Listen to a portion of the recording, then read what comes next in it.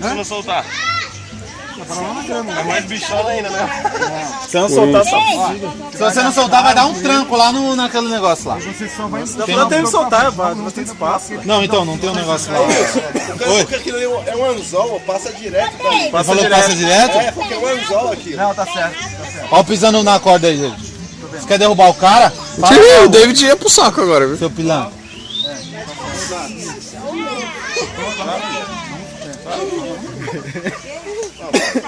Se você pular assim, vai dar um tranco. Capulete?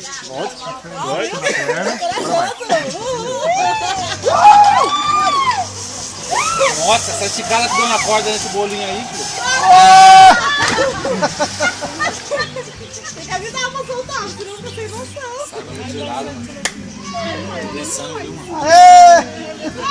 Nossa. Tá boa a água, velho. A água está toda arrepiada.